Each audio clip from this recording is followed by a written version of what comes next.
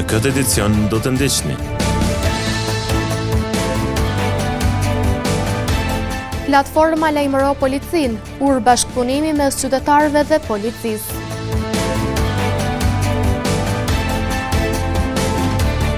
Mbeturinat mbushin një pjesë të lumit Krena.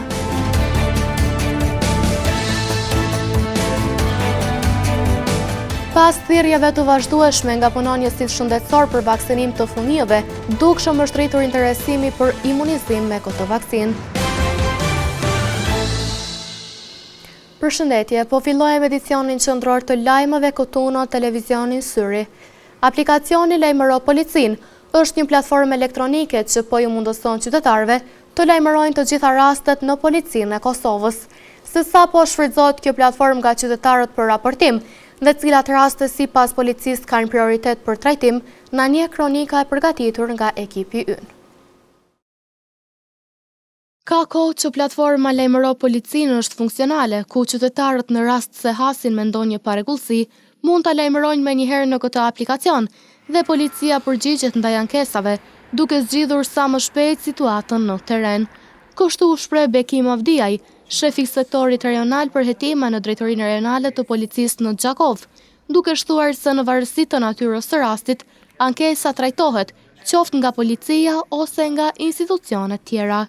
Policia e Kosovës çdo aplikacion që pranon përmes thirrjeve kohëve të fundit që kemi modifikuar dhe ankesat e qytetarëve i pranojnë, ju përgjigjemi në çdo kohë. Megjithatë, ka ndonjëherë mundësi që për shkak të angazhimeve të ekipeve në terren mund të ketë ndonjë vonesë. Po gjithsesi, Policia e Kosovës, gjithsesi edhe ne në kuadër të Drejtorisë Rajonale, pra që i përfshin të 3 stacionet, ju përgjigjemi çdo kërkese apo ankese që vjen nga ajo thirrje. Dhe unë shfrytëzoj rastin t'i falenderoj qytetarët nga sa ata na lehtësojnë edhe punën ne me qëllim që qytetarët që përballen me ndonjë kundërvajtje apo edhe me çështje të tjera më rëndësi penale apo thjesht edhe me ndonjë shqetësim të tyre, na njoftojnë dhe ne varësisht nga niveli i asaj që është raportuar apo ankesë që është pranuar, e trajtojmë rastin qoftë si polici apo që është e nevojshme edhe me institucione gjese që duhet të qasen asaj natyre që është përcjell ankesa. Avdiaj bëri të ditur se me të marrë ankesën, policia angazhon menjëherë ekipet, të cilat bazuar në ligjet e përcaktuara, ndërmarrin masat e nevojshme. Policia e Kosovës angazhon menjëherë ekipe gjithsesi patrullat duke kërkuar që sa më shpejt të adresohen në lokacionin për ku është fjala. Dhe ata bazuar në ligjet e aplikuara në Kosovë ndërmarrin masat e veprimet e nevojshme sipas realitetit dhe asaj që është sankcionuar mbi ligjet tona. Mes tjera, Avdiaj apeloi te qytetarët që në rast se vërejnë parregullsi të ndryshme të lajmërojnë menjëherë Policinë e Kosovës. Pamjet të mbeturinave për skajbërgjeve të lumenëve të Xhakovës mund të gjesh kudo. Ato tashmë janë bërë pjesë e përditshmërisë të keqdashësve të mjedisit, të cilët me veprimet e tyre bien në kundërshtim me ligjin, duke mos u përkujdesur fare për hapësirën publike dhe në të njëjtën kohë edhe duke krijuar ndotje të lumenëve.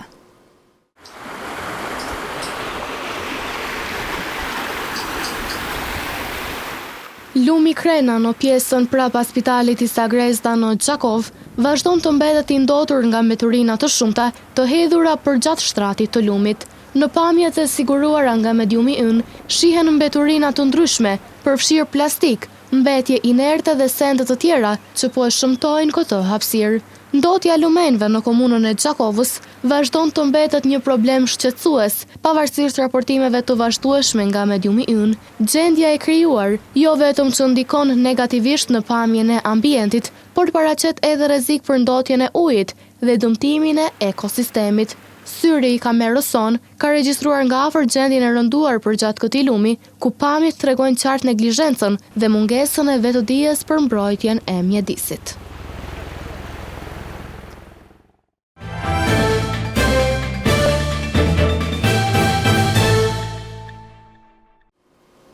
Pas thirrjeve të vazhdueshme nga punonjësit shëndetësor për vaksinim të fëmijëve me vaksinën kundër frutit, në komunën e Gjakovës dukshëm është rritur interesimi për imunizim me këtë vaksinë.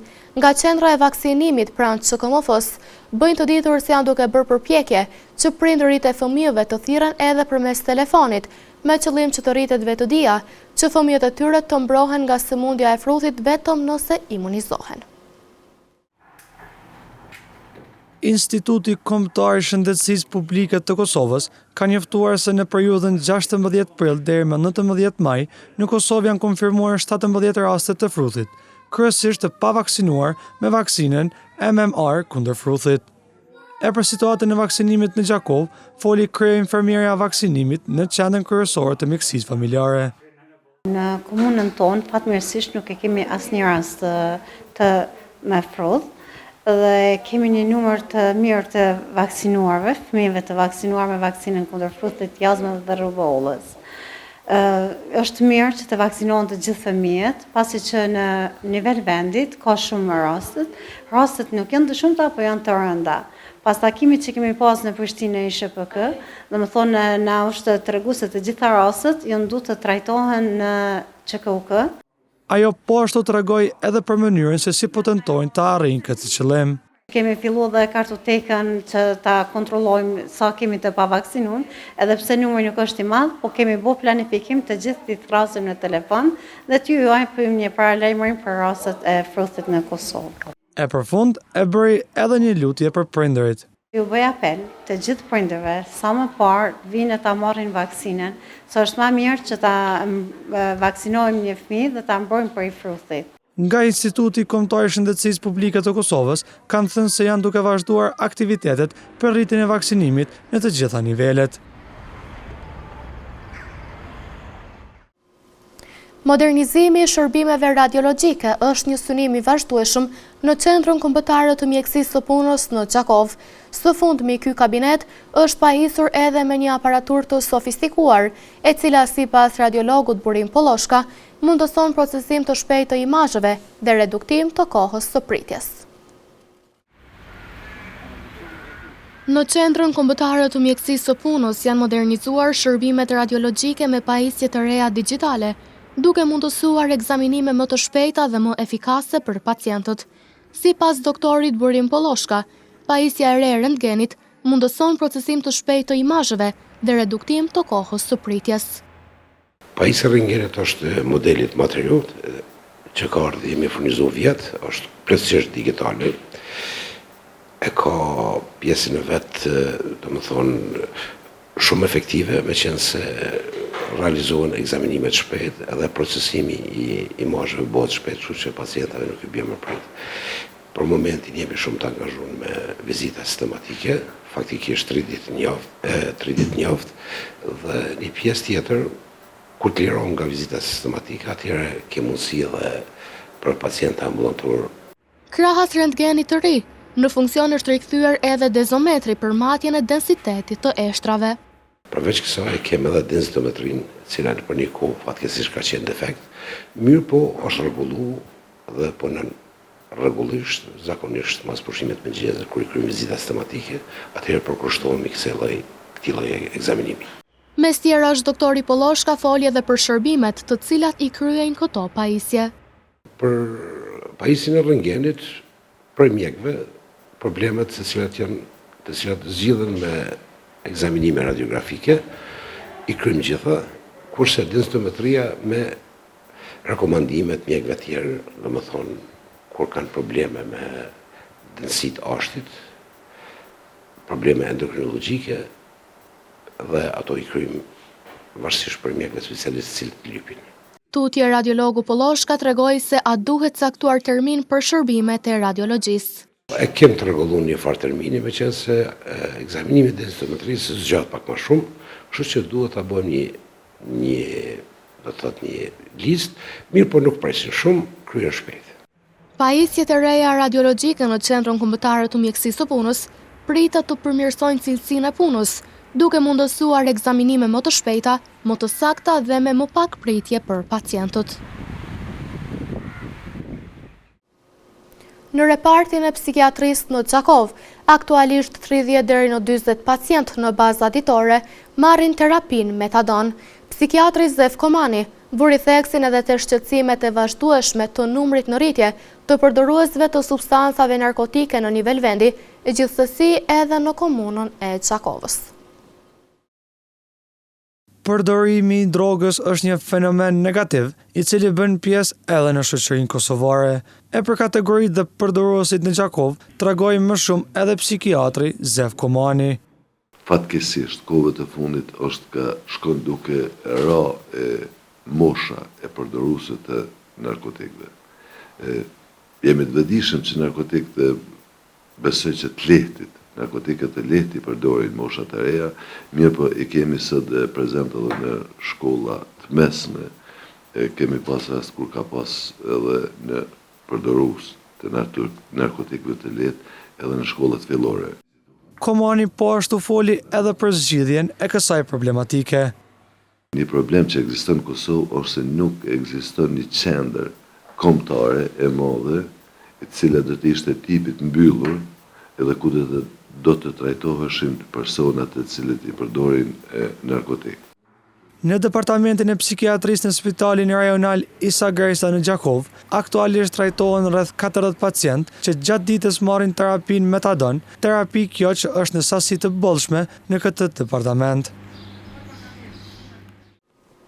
Ultrazëri, një teknik moderne shëndetësore, ka gjetur vend edhe në ambientet e qendrës së mjekësisë familjare 1, ku tashmë pacientët mund ta bëjnë ultrasonografin edhe tek mjeku familjar.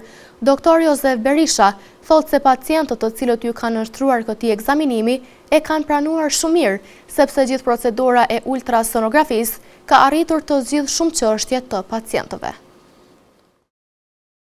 Ultrazëri, një teknik moderne shëndetësore, ka gjetur vend edhe në ambientet e qendrës së mjekësisë familjare 1, ku tashmë pacientët mund ta bëjnë ultrasonografin edhe tek mjeku familjar për problemet e ndryshme shëndetësore. Kështu shpreh në emisionin Med Plus, doktori Josef Berisha, mjek familjar.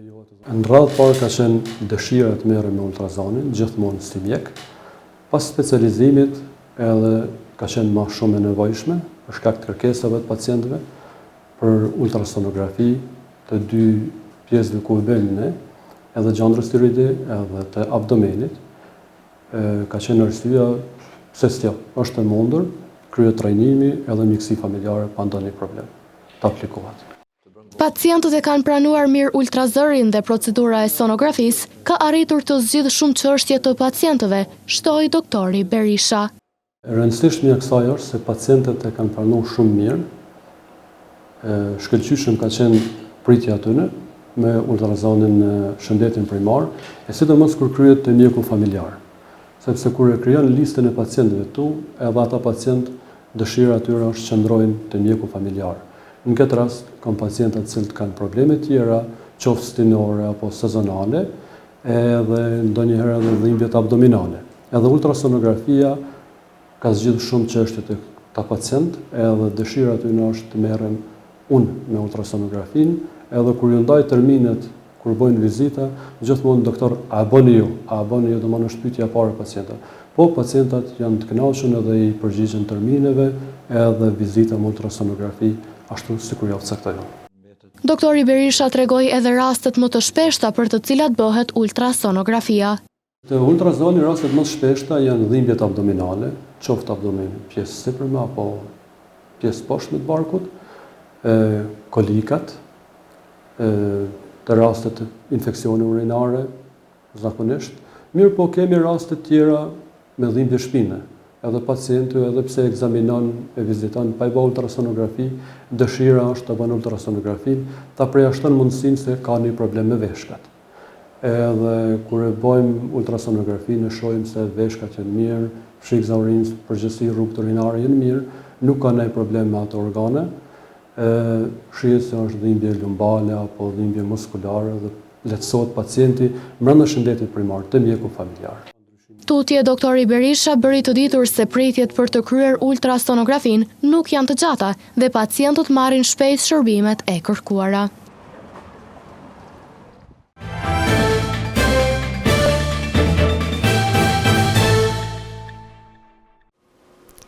edhe këtë herë, fshati Ramoc ka marrë ngjyra të veçanta pranvere, e mbushur me gjelbërim plotjet.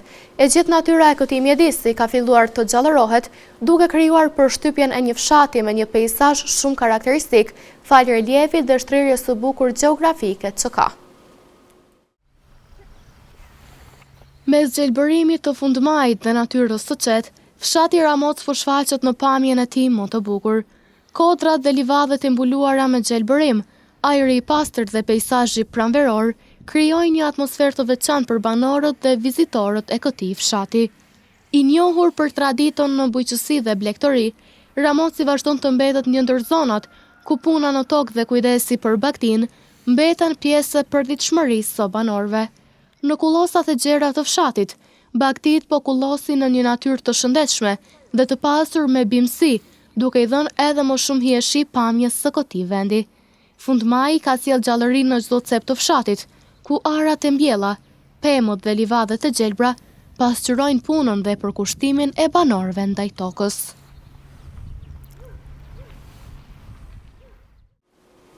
Në vazhdim të ndjekim parashikimin e motit për ditët në vijim.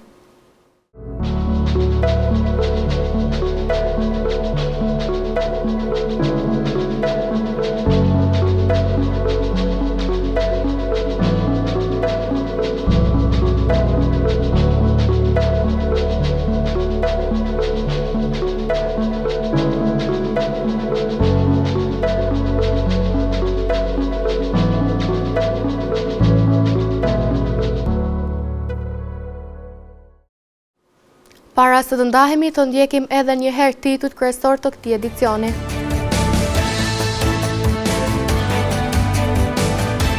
Platforma lajmëro policin, ur bashkëpunimi mes qytetarëve dhe policisë.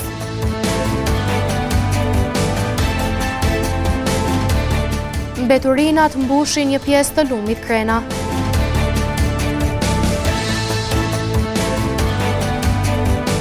Pas thirrjeve të vazhdueshme nga punonjësit shëndetësor për vaksinim të fëmijëve, dukshëm është rritur interesimi për imunizim me këtë vaksinë. Këtu merr fund ky edicion qendror i lajmeve. Ju mund të vazhdoni të na ndjekni në televizionin Syri, si dhe në rrjetet tona sociale. Miropafshim.